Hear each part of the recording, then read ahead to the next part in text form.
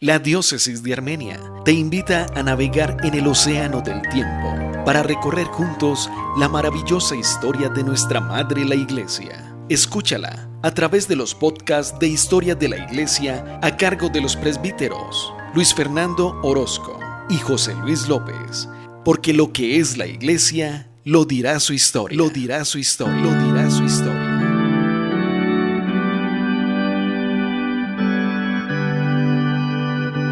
Buenas, estamos saludándolos desde el podcast de Historia de la Iglesia de la Diócesis de Armenia. Un saludo para todos nuestros oyentes.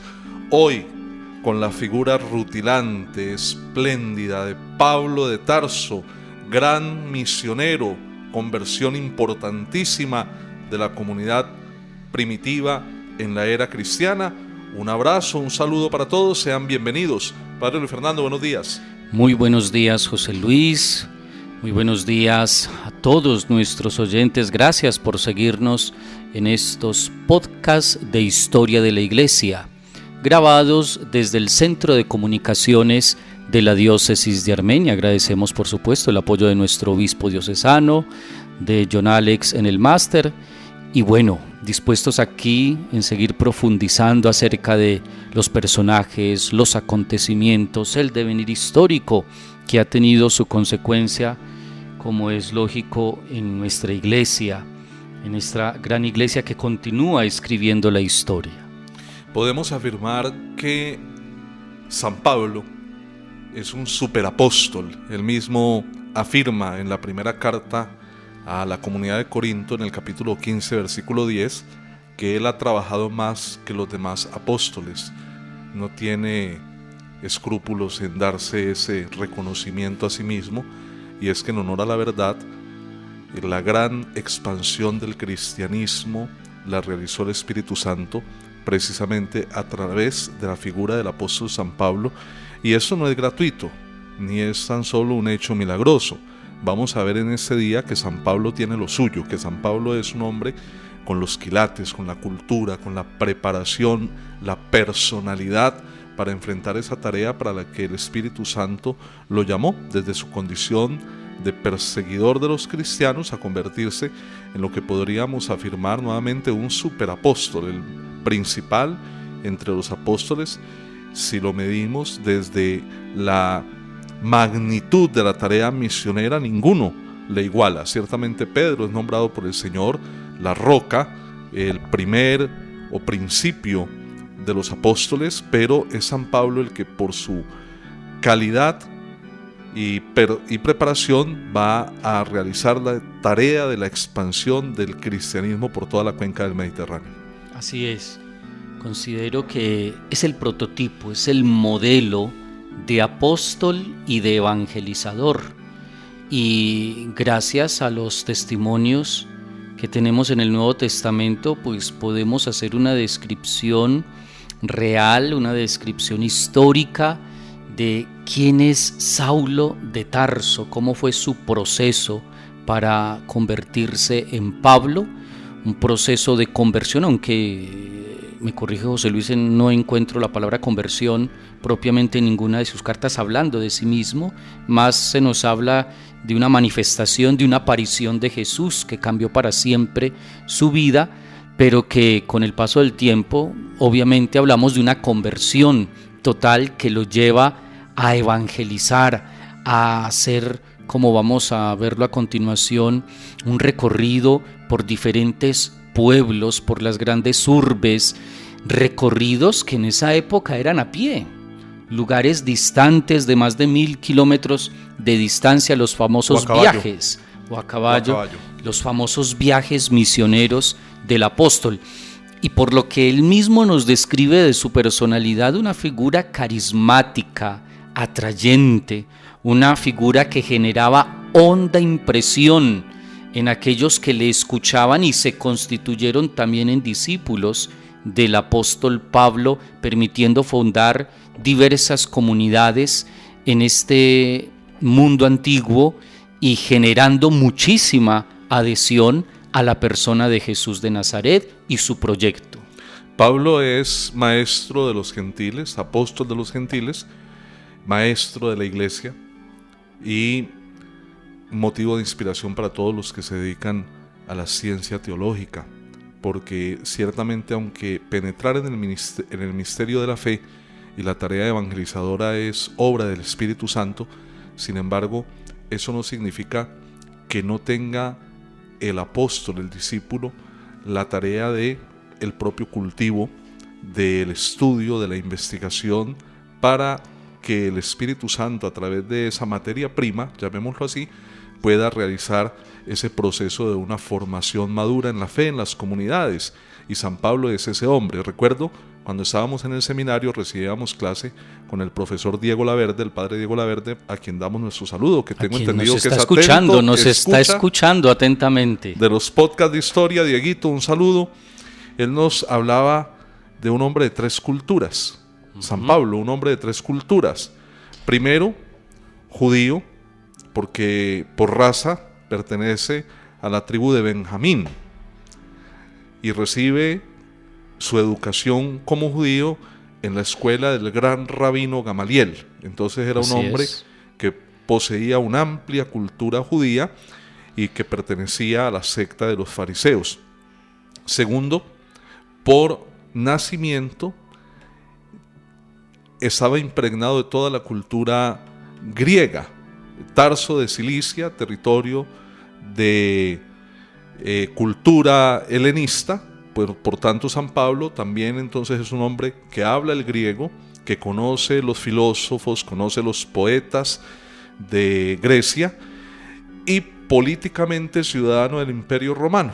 Entonces también un hombre con nexos y perteneciente al Imperio Romano, puesto que la colonia de Tarso de Cilicia había recibido la ciudadanía romana, y por eso en algún momento, como podremos de pronto hablarlo, cuando él va a ser juzgado, pues apela al César porque es un ciudadano romano, y la ejecución de él, según la tradición cristiana, es decapitado en Roma, puesto que un ciudadano romano, al recibir la pena capital, era precisamente que le cortaran la cabeza y no podía ser sometido a otro tipo de suplicios como la crucifixión en el caso de San Pedro.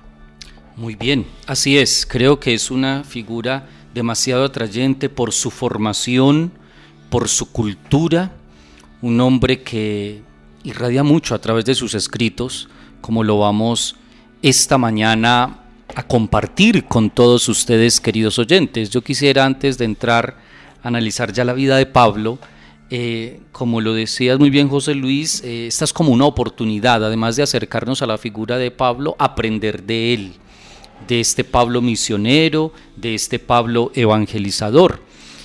El 28 de junio del 2008, el Papa Benedicto XVI convocó al año paulino, todo un año dedicado a la figura de Pablo.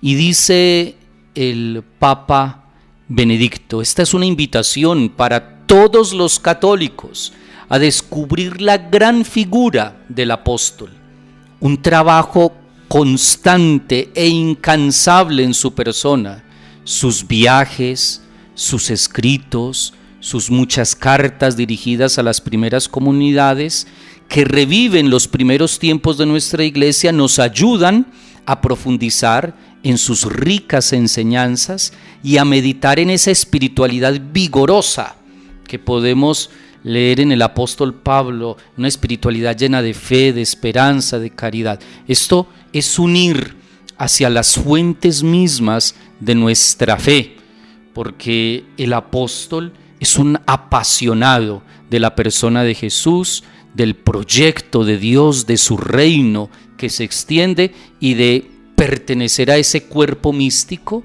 que es la iglesia. Es tanta la importancia de San Pablo que, por ejemplo, en el sílabus del programa de filosofía medieval en la Universidad del Quindío está presentado como el verdadero fundador del cristianismo, y muchos autores no cristianos consideran que el cerebro del cristianismo es San Pablo, que se le atribuye a San Pablo toda la doctrina, todo el desarrollo, que él fue precisamente como el originador de la religión cristiana. partiendo sí de un mensaje expresado por Jesús de Nazaret, pero que el genio que lleva adelante y desarrolla toda la experiencia cristiana en realidad es San Pablo. Nosotros pues discrepamos un poco de esa postura, pensamos que el fundador del cristianismo es Jesús de Nazaret, pero es indudable que San Pablo es un genio que quizás la iglesia primitiva no habría llegado a tener la expansión que tuvo si no fuera por la presencia de San Pablo después de su conversión. Que por cierto no fue fácil ese proceso de pasar de una etapa de convertido a formar parte plena de aquellos apóstoles que ya estaban evangelizando en muchos lugares, pues especialmente en esa zona de Palestina, pero como lo leemos en el libro de los Hechos de los Apóstoles, vemos a un Pablo que era totalmente contrario a lo que con los años iría a predicar, un Pablo perseguidor, ¿no? La primera mención que tenemos de Pablo es en el capítulo 8 del libro de los Apóstoles, cuando él presencia la muerte del diácono Esteban. No es él el que directamente ejerce pues la muerte, pero sí presencia. Hacia el año 36 de nuestra era aproximadamente, muy poco tiempo después de la Pascua, algunos años, ya en el protomártir Esteban aparece Saulo, pero no participó directamente en la ejecución. Exacto, voy a leer textualmente para que tengamos claridad de esto que estamos hablando. Libro de los Hechos de los Apóstoles, capítulo 8, versículos del 1 al 3. Saulo aprobaba su muerte. Aquel día desató una gran persecución contra la iglesia de Jerusalén. Todos, a excepción de los apóstoles, se dispersaron por las regiones de Judea y Samaria. Unos hombres piadosos sepultaron a Esteban e hicieron gran duelo por él. Entretanto, Saulo hacía estragos en la iglesia, entraba en las casas, se llevaba por la fuerza hombres y mujeres y los metía en la cárcel. No hay una referencia explícita que hubiera matado a algún cristiano. Exacto. Algún texto de los Hechos de los Apóstoles dice que los perseguía a muerte. Exacto. Pero eso no indica de manera clara y contundente que fuera homicida. Ese fue un debate que tuve una vez con un clérigo anglicano, sí, porque afirmaba que Pablo había sido un homicida. No, en ninguna y yo parte. le decía no. Y entonces él me señalaba que decía que los había perseguido a muerte, pero perseguir a muerte es una metáfora, puede ser una forma de hacerlos sufrir, de llevarlos a la expresar cárcel. lo encarnizado de la persecución, pero no necesariamente que los matara. Lo que dice los Hechos de los Apóstoles es que los sacaba a la fuerza y los hacía encarcelar. Exacto, ese texto que usted está señalando, José Luis, Hechos de los Apóstoles 22:4, esa persecución hasta la muerte, pero como muy bien usted ha señalado, podemos hablar de encarcelamiento, de azotes, de un castigo físico, ¿cierto?, que provocaba dolor en aquellos seguidores de Jesús. O aprobar cuando los mataran, como hizo con Esteban, veía con buenos ojos o aprobaba la muerte de Esteban, pero él como tal no participó, no fue autor material de la muerte de Esteban, cuidó los mantos de los que iban a hacer, sí, porque tirar piedras con mantos debe ser como muy complicado. Hay que destacar en esta relevancia de la figura de San Pablo que prácticamente el canon del Nuevo Testamento es de él. Sí. Los Hechos de los Apóstoles giran en torno principalmente a San Pablo y sus viajes misioneros, y de hecho es escrito por Lucas, que fue discípulo de Pablo. Y todas las cartas paulinas, que son la gran mayoría de escritos del Nuevo Testamento. Entonces se podría decir que si retiráramos del Nuevo Testamento las obras paulinas, quedaría reducido a muy poco. Muy bien.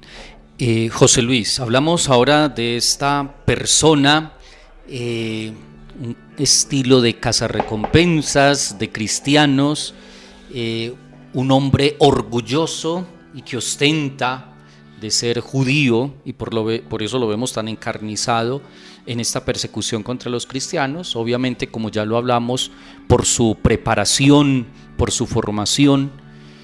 Pero ¿qué ocurrió?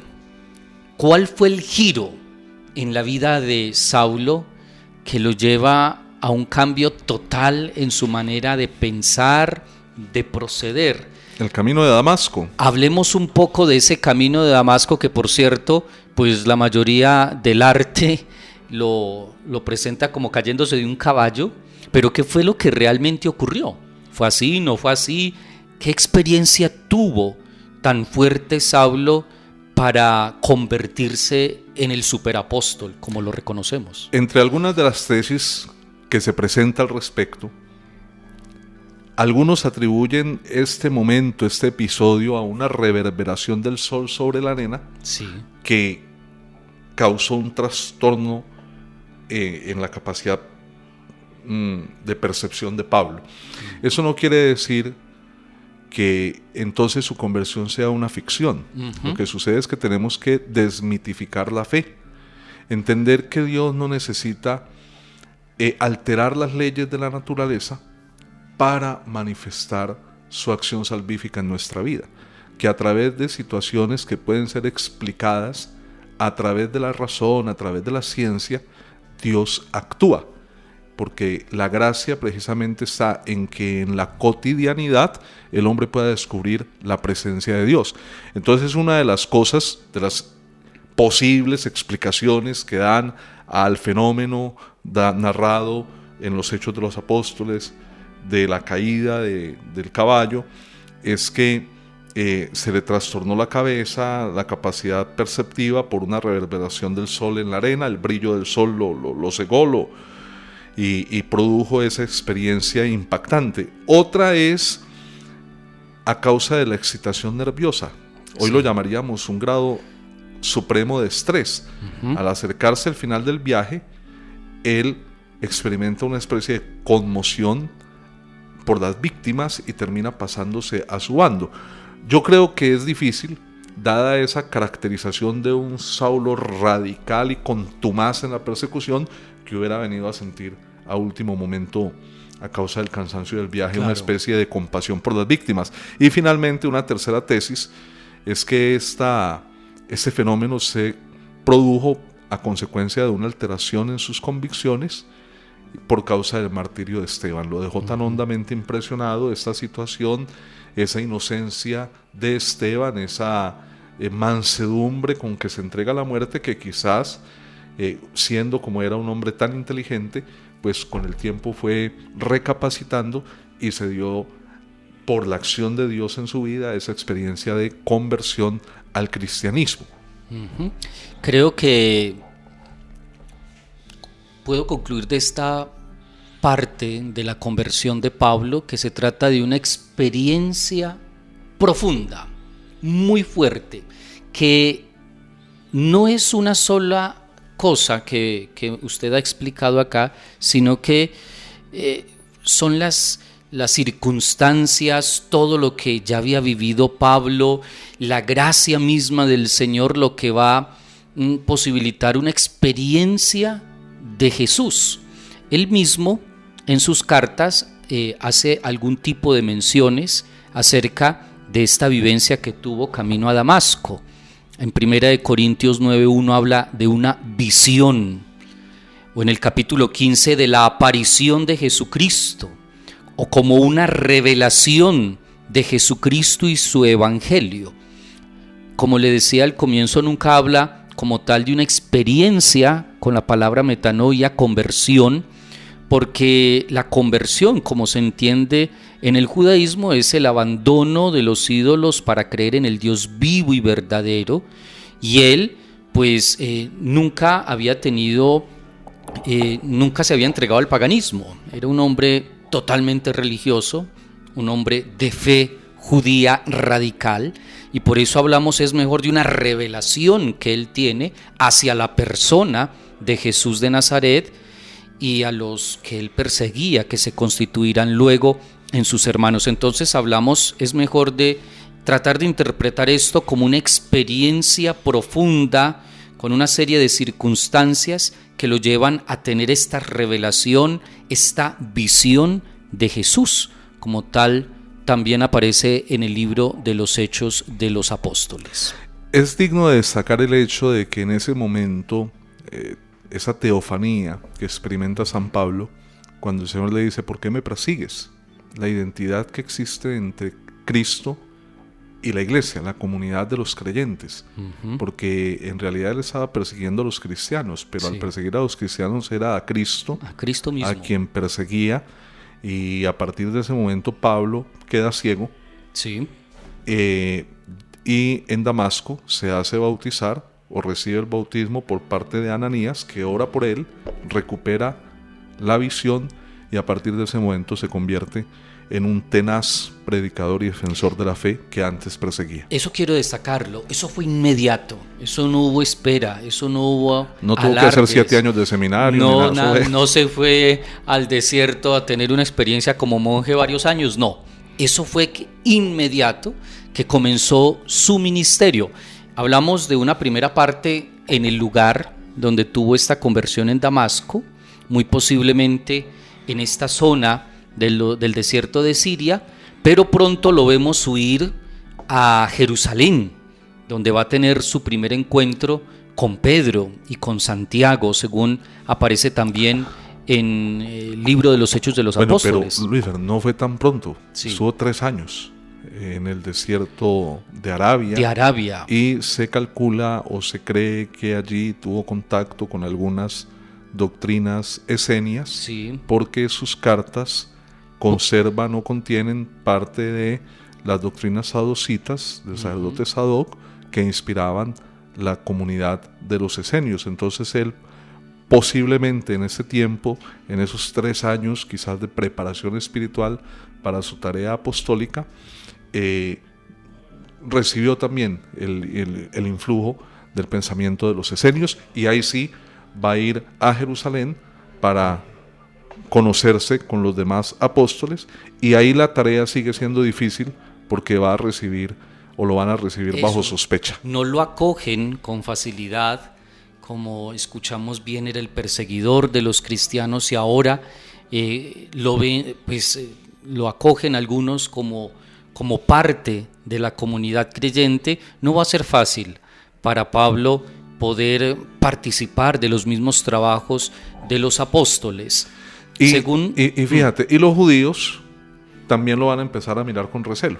Claro. Los cristianos no le tienen confianza porque era perseguidor, y los judíos ahora lo miran con recelo porque lo consideran un traidor y van a intentar también matarlo. Entonces Pablo no tuvo la cosa fácil. Claro, y no fue tan fácil, pero reitero que tuvo que ser muy fuerte la personalidad, la capacidad para sobreponerse a las adversidades, a enemigos al interior incluso de la misma comunidad cristiana.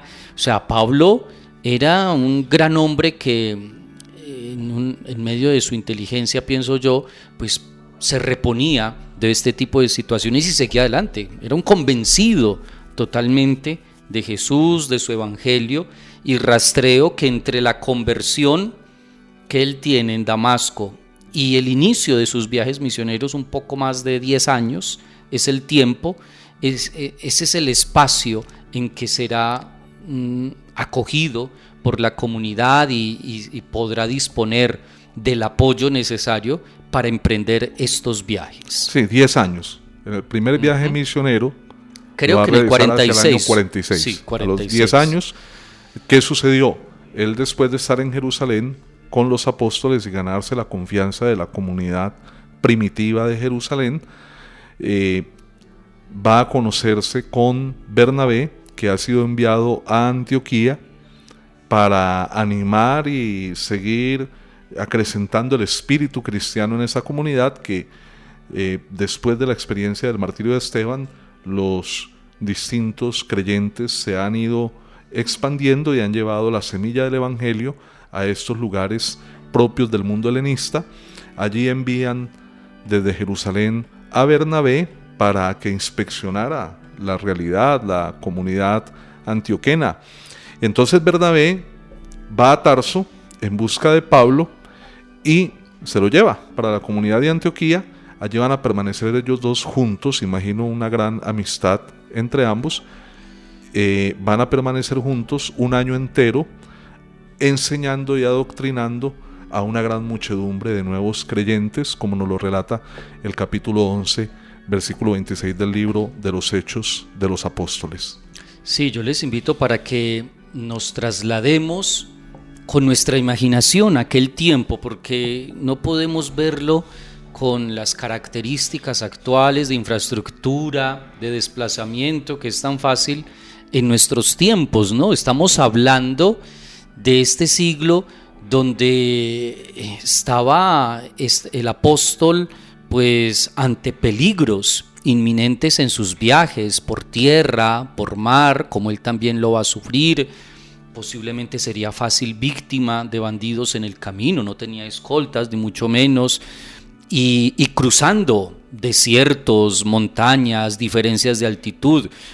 O sea, si no es una persona apasionada, realmente convencida de lo que estaba haciendo, pues humanamente esto era un desgaste increíble, el realizar estos viajes y el llegar a lugares donde se exponía más al peligro.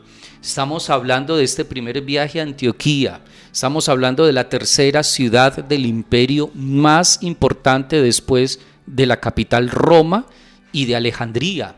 Estamos hablando de una ciudad fortificada donde estaba estacionado el ejército romano en esta ciudad que no queda precisamente en la orilla del mar Mediterráneo, sino que está unos kilómetros al interior, entrando por el río Orontes hasta esta ciudad fortificada, pero demasiado importante para la expansión del cristianismo, como lo vamos a ver a continuación. Y bueno, y de esta comunidad, y más adelante lo vamos a ver, pues nuestra iglesia ha bebido muchísimo, porque allí surgirá una gran tradición en torno a la figura de Pablo y de sus sucesores, que van a poder desplegar toda una teología, toda una serie de estudios exegéticos que serán muy importantes para la formación del cristianismo. Desde Antioquía se van a embarcar en el año 46 Pablo, Bernabé y Juan Marcos, pariente de Bernabé, para Chipre, que es una isla griega. No es el sitio allí en Manizales donde se comen obleas muy ricas, no, es una isla griega. Allí ellos van a encontrar una comunidad cristiana. Ya el cristianismo había empezado a florecer en otros puntos de la cuenca del Mediterráneo, fundada por los cristianos helenistas, expulsados de Jerusalén con ocasión del martirio de Esteban, como lo habíamos dicho. Luego de allí se van a embarcar, se van a dirigir a Pafos,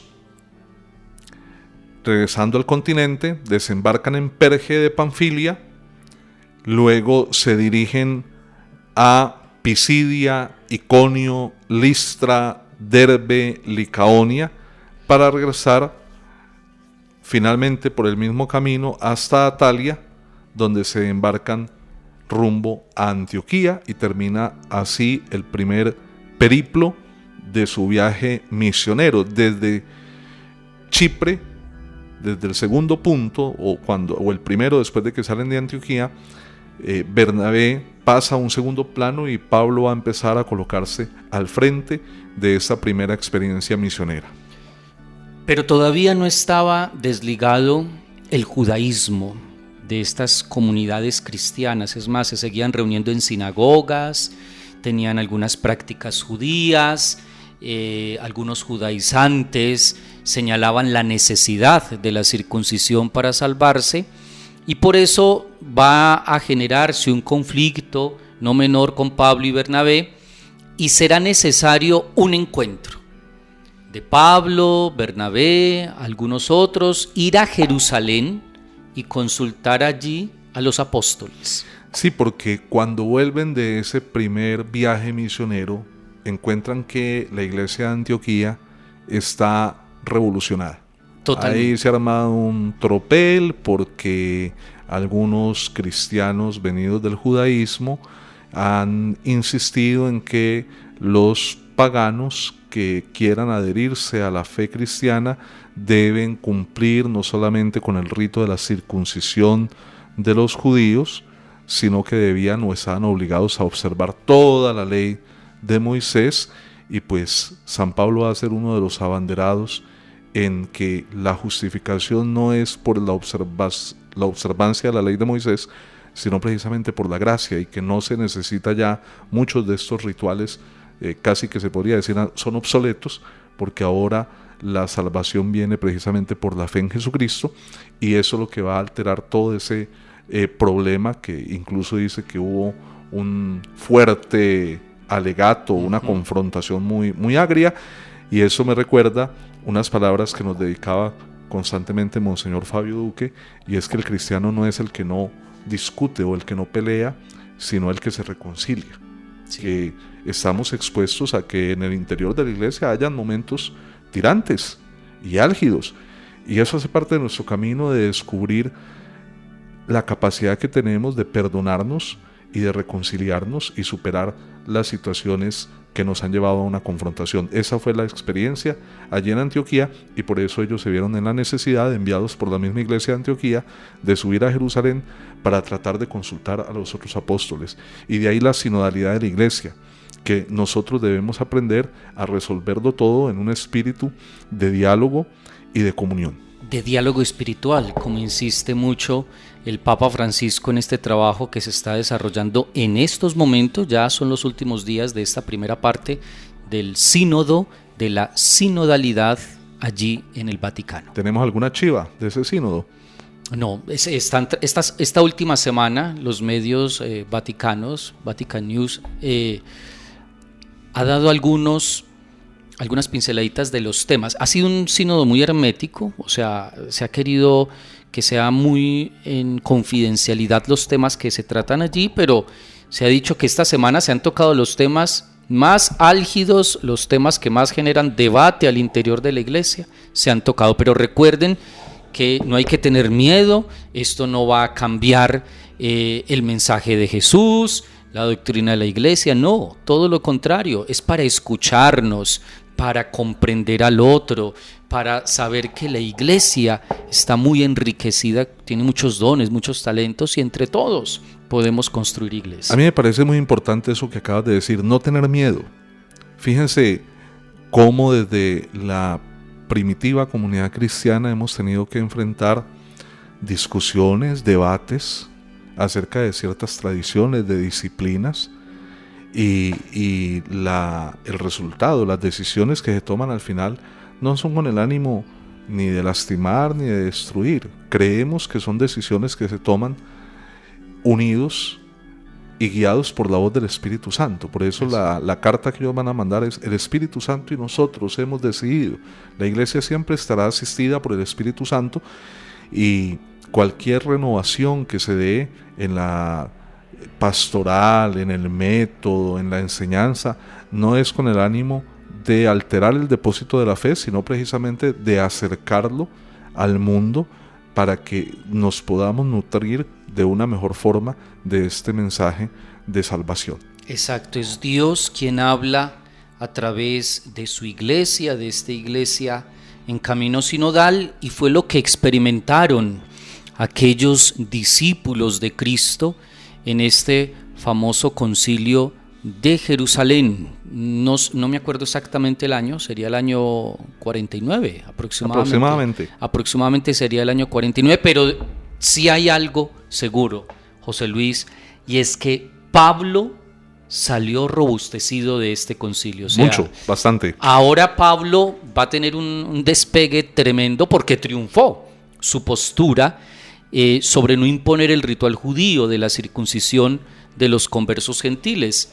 Esto implica un avance necesariamente en el cristianismo primitivo, y abrió paso a seguir extendiendo el mensaje del evangelio a todo el mundo. Y se van perfilando los roles. Sí. De Pedro estaría dedicado a los judíos y Pablo a los gentiles, igual que Santiago, obispo de la comunidad de Jerusalén. Bueno, ¿y cuál es el resultado o la carta que van a mandar ellos a la comunidad acerca de la decisión conciliar tomada en Jerusalén?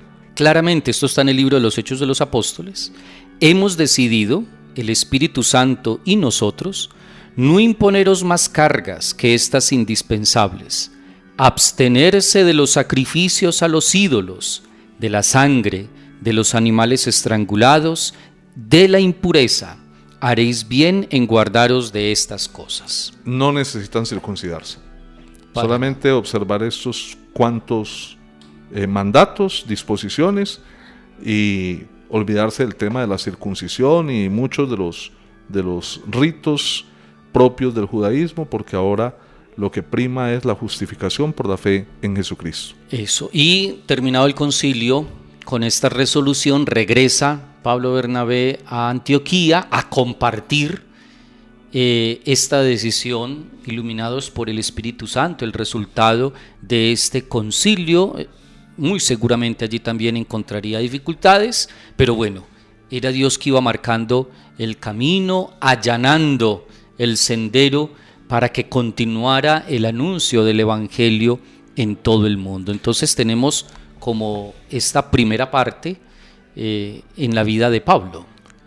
Viene a continuación el segundo viaje El misionero, segundo viaje, que ya no lo va a hacer con Bernabé, Ujú. porque tienen una pequeña discusión. Sí. Al parecer Pablo como que tampoco era muy fácil de carácter, porque resulta que Juan Marcos los había abandonado a ellos en el primer viaje. sí, En Chipre Juan Marcos los abandonó, y ahora cuando viene el segundo viaje, Bernabé pretende llevarnos de nuevo a Juan Marcos, y Pablo se opone a la compañía de Juan Marcos porque pues los dejó tirados en la primera experiencia.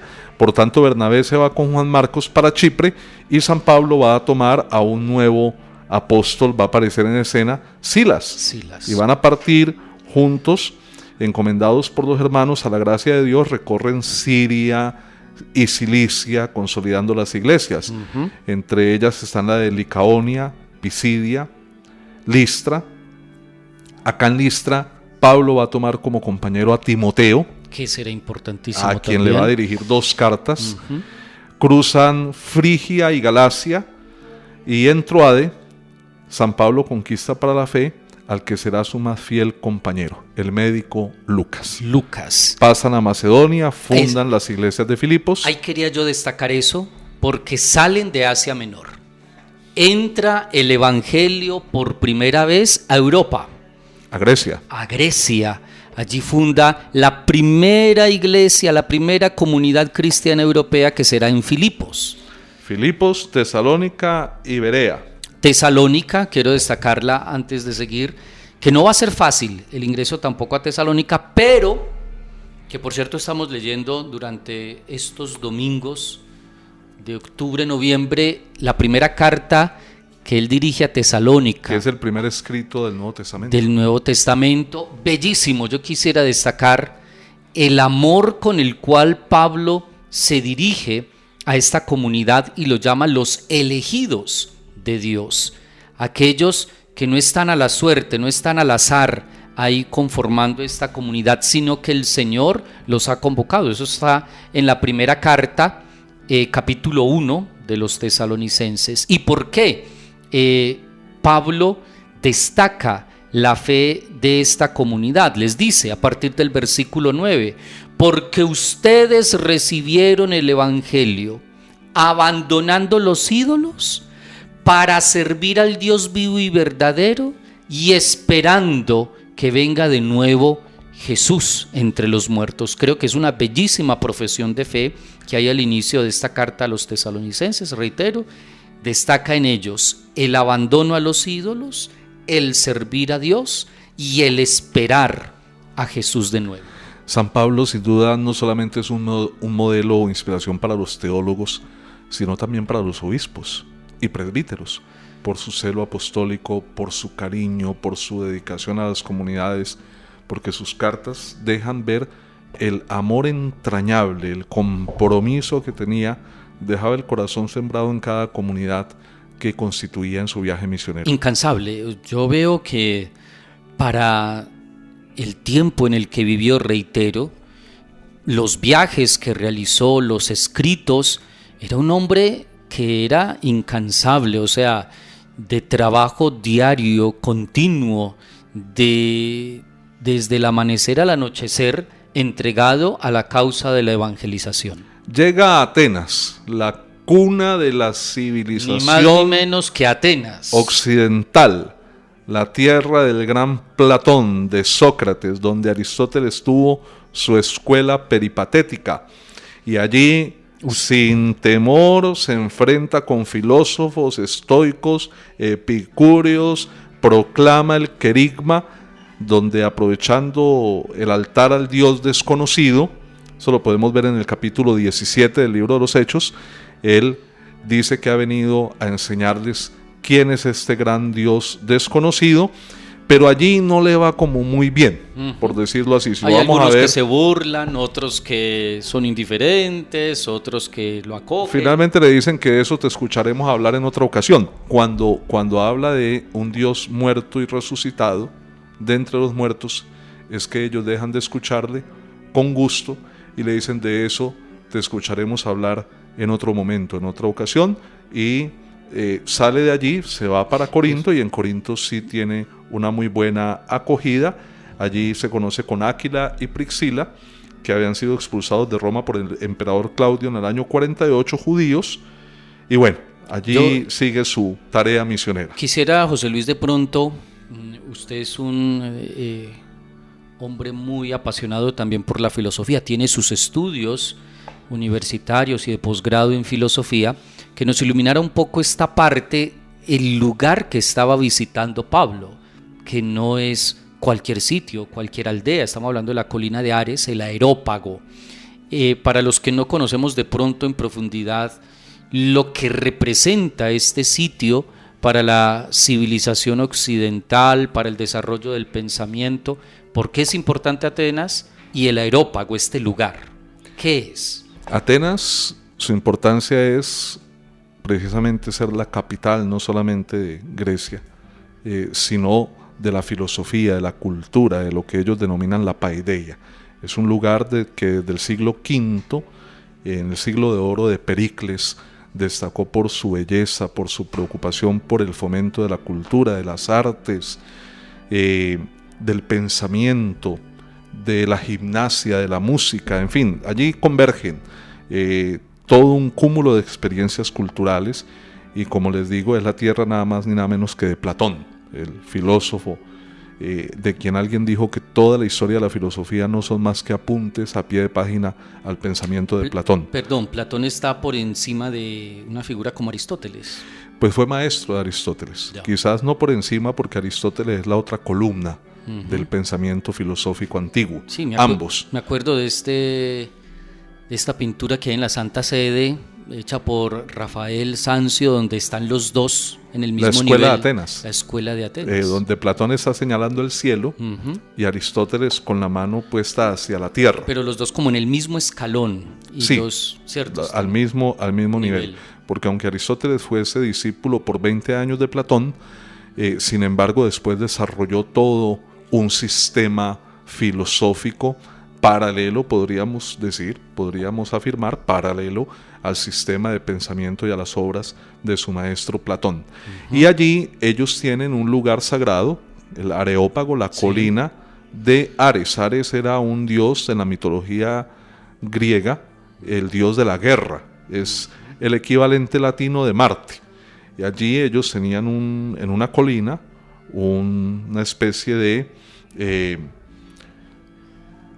panteón, por decirlo así, un lugar donde habían hecho un altar a cada una de las divinidades conocidas, porque era un pueblo de cultura religiosa profunda y trataban de tener a todos los dioses en una situación de agrado con ellos, contentos. Por eso contentos, porque uno tiene que estar en la buena con los superiores. Entonces ellos tenían un altar para cada uno de los dioses, y se habían planteado la cuestión de que existiera un dios al que no les había llegado noticia, pues a ese también le tenían que levantar un altar, no fuera que les cogiera mala voluntad, les cogiera bronca por haberlo despreciado. Y San Pablo llega allí a la colina del dios Ares, ve esa cantidad de altares, les reconoce que son un pueblo muy religioso, y al encontrar el altar al dios desconocido, pues aprovecha para decir: de ese dios les vengo a hablar, y es precisamente Jesucristo. Pero cuando les dice que fue crucificado, pues la crucifixión era una muerte, era el escándalo, muy denigrante. Entonces ahí como que ellos no le pusieron más atención, y ahí fue donde viene la famosa frase que solemos citar algunos cuando estamos cansados con el sirirí de otra persona: de eso te escuchamos hablar otro día. Maravilloso. Creo que esto nos ilustra un poco hasta dónde quiere llegar Pablo con el anuncio del Evangelio, con el proyecto del reino de Dios.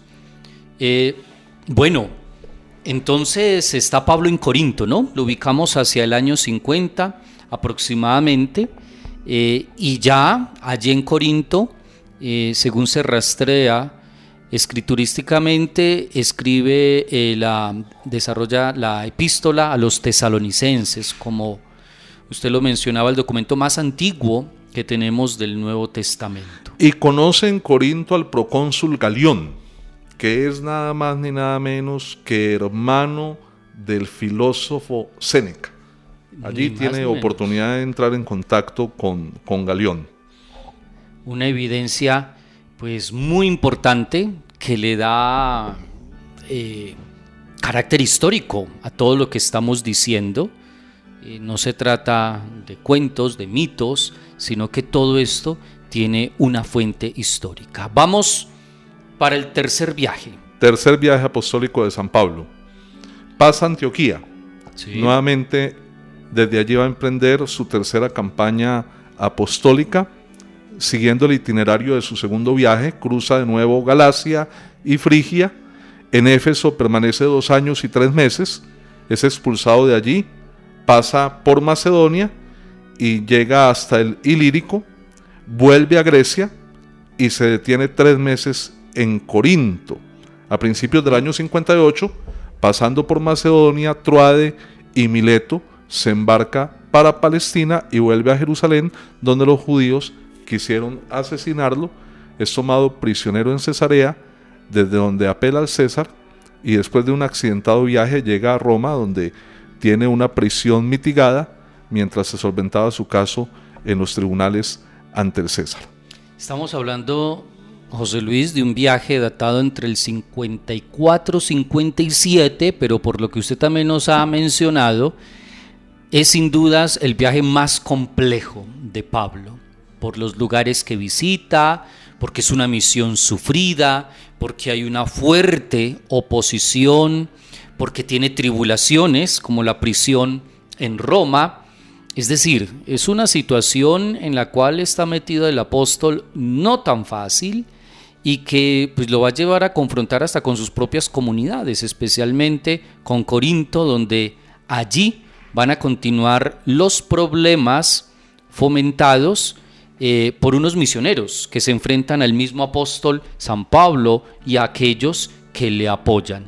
De ahí que surjan especialmente la primera carta a los Corintios, que nos presenta un Pablo que trata de poner orden en la casa, a la comunidad.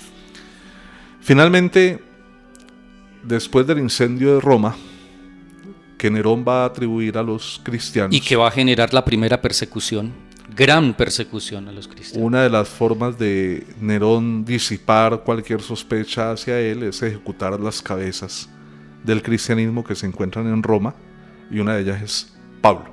Es ejecutado hacia el año 64 aproximadamente de nuestra era. En esto no hay una fecha cierta, exacta, entre el 64 y el 67, va a ser ejecutado, igual que el apóstol Pedro, por orden del César Nerón, desatándose así la primera persecución cristiana, y va a ser decapitado en las arenas de la Vía Ostiense de Roma durante la persecución de este emperador. Así es. Creo que allí es a través de su muerte que Pablo no dejará de inquietar a la comunidad creyente, sino que seguirá destacándose, y hasta el día de hoy seguimos hablando, meditando sus escritos, destacando su poderosa figura, incluso su martirio, como más adelante Justino nos hablará de las semillas de los cristianos, que son los mártires, aquellos que han dado la vida por el Señor, pues siguen generando que más cristianos se adhieran a este proyecto de Dios. Grande, grande, coloso, San Pablo Magno, nos deja el testimonio de un proceso de inculturación de la fe, de aprender a llevar el nombre de Cristo e inculturarlo en otros contextos, en otras civilizaciones, aprender a tomar lo que esas civilizaciones tienen de bello, de bueno, como la filosofía o la poesía de los griegos, para a partir de esos esquemas o de esos moldes aprovechar y anunciar la revelación del Dios desconocido. Es una vida gastada y desgastada por el anuncio del Evangelio y no pudo tener un mejor desenlace que derramar la sangre por Cristo, como él mismo escribió en la segunda carta a Timoteo: he combatido bien mi combate, he corrido hasta la meta, he mantenido la fe. 5 veces recibí de los judíos 40 azotes, en peligro de muerte varias veces. 3 veces fui azotado con varas, 40 azotes menos 1, esa era la sentencia. Sí. 3 veces fui azotado con varas, 1 vez fui apedreado, 3 veces padecí naufragio, muchas veces en viajes me vi en peligro de ladrones, peligros de los de mi linaje, peligros de los gentiles, peligros de la ciudad, peligros en el desierto, peligros en el mar, peligros entre los falsos hermanos, trabajos y fatigas, vigilias, hambre y sed, ayunos, frío y desnudez, esto sin hablar de otras cosas. Según registra el mismo Pablo en la segunda carta a los Corintios, capítulo 11, versículo 23 al 28, nunca desfalleció, porque como dice también él, todo lo puedo en aquel que me fortalece. Maravilloso, José Luis. Muchísimas gracias por ilustrarnos un poco acerca de esta figura del gran apóstol Pablo. Muchas gracias a ustedes, oyentes, por acompañarnos en este ejercicio de historia de la Iglesia a través del podcast que originamos desde el Centro de Comunicaciones de la Diócesis de Armenia. Y lo que viene, José Luis, para el próximo podcast es los demás apóstoles. Pedro, Roma, Juan, todos aquellos que se dispersaron por el mundo persa hasta la India. Fuimos a dar Santiago. Seguimos en esta aventura acompañado de estos fundadores o pioneros de nuestra fe, los que custodiaron el depósito, la doctrina de los apóstoles. Por eso decimos de nuestra iglesia que es apostólica, y en compañía de ellos, de su plegaria por todos y cada uno de ustedes y de esta diócesis de Armenia en sus 70 años, nos despedimos pidiendo a San Pablo que ora por nosotros. Un abrazo, gracias Padre Luis Fernando. Muchas gracias. Y a todos nuestros oyentes, que Dios les bendiga. La Diócesis de Armenia te invita a navegar en el océano del tiempo para recorrer juntos la maravillosa historia de nuestra Madre la Iglesia. Escúchala a través de los podcasts de Historia de la Iglesia a cargo de los presbíteros Luis Fernando Orozco y José Luis López, porque lo que es la Iglesia lo dirá su historia. Lo dirá su historia. Lo dirá su historia.